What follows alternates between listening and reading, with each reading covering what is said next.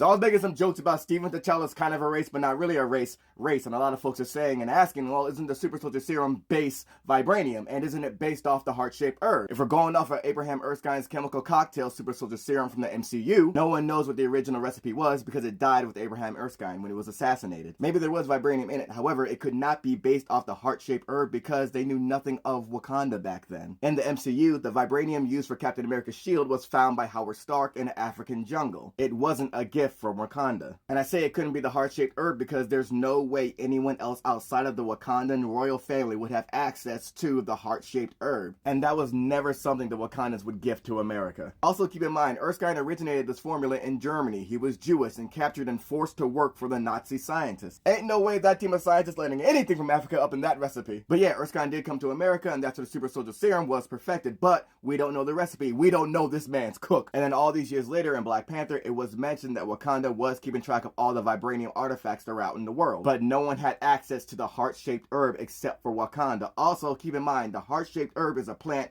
mutated by the vibranium. In comic books, the heart-shaped herb is poisonous to anyone outside of T'Challa's lineage. In the MCU, it doesn't have that effect, which is why it worked on Killmonger. In the comics, that shit nearly killed Killmonger. He was in a coma for days. Killmonger eventually wakes up from his coma and survives, and it's here that it's revealed that the Bashanga line is immune to the heart-shaped herb. Heart-shaped herb being poisonous to those outside the Black Panther lineage then gets retconned. It then changes to only a warrior proven to be worthy of being king can ingest the heart-shaped herb without it being dangerous to them. As T'Challa explains, as he gave it to Spider-Man to help him out with something that was wrong with him at the time. Now, when we look at the comics where all these things are based off of, Steve Rogers debuted back in March 1941. T'Challa debuted in the summer of '66. There's no way the heart-shaped herb could have had any influence on the Super Soldier Serum because they were years apart. And we can address the retcons, because in Christopher Priest's Black Panther run, Steve Rogers meets T'Chaka, and T'Chaka gives him a piece of vibranium as like a peace offering and an alliance. That got retconned in Black Panther, Captain America, Flags of Our Fathers by Reginald Hudlin and Dennis Cowan. In this meeting, it's Azuri the Wise, T'Chaka's father, that meets Steve,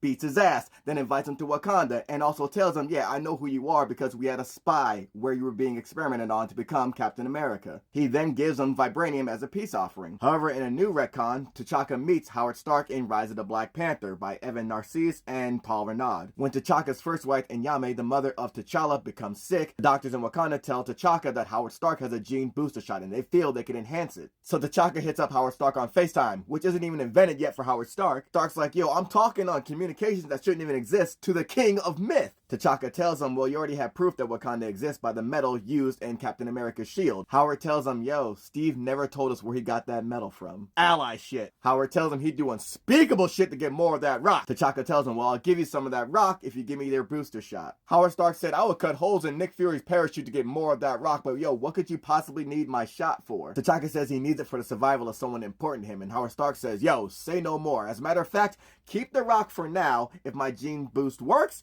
then I want a pound of that alloy. T'Chaka was cool with it, and then Howard Stark told him, yo, have your people call my people, because apparently my people don't know how to contact your people. This retcon is their first and possibly only meeting. Also, it's a retcon because Howard Stark by this time was actually dead already, and Tony Stark was in charge of Stark Industries. A lot of folks forget because of the MCU that Captain America didn't have the vibranium shield first. That came way later. President FDR is the one that gives him the new shield, saying it was made indestructible by a lab accident. The person that created the shield wasn't Howard Stark. It was a metallurgist called Dr. Myron McLean. He was trying to bond vibranium with a new metal alloy. He fell asleep, then he woke up, and the shield was made by an unknown factor that happened while he was sleeping. Captain America got the new shield in Captain America number 255, and then we saw it created in Captain America number 303. It got retconned in Captain America Central Liberty number 3. It gets revealed that the actual metallurgist that created the shield was a Wakandan named Dr. Boka Ogboje. Dr. McLean is the one that lied and took the credit. So in the comic books, the vibranium was important for Captain America's shield, but it really had nothing to do with the Super Soldier Serum, because Erskine made that a cocktail of mad different chemicals. And we know the heart-shaped herb couldn't be in the cocktail because they didn't have access to it, and even if it was, it would have killed the user. And we talk about different versions of the Super Soldier Serum. There's one we don't talk about that doesn't involve the serum at all. Erskine developed a revolutionary diet and isometric exercise that would allow someone to become in peak physical fitness for a human. They would become a natural super soldier, but because it took so long, this was abandoned, and when Erskine was assassinated,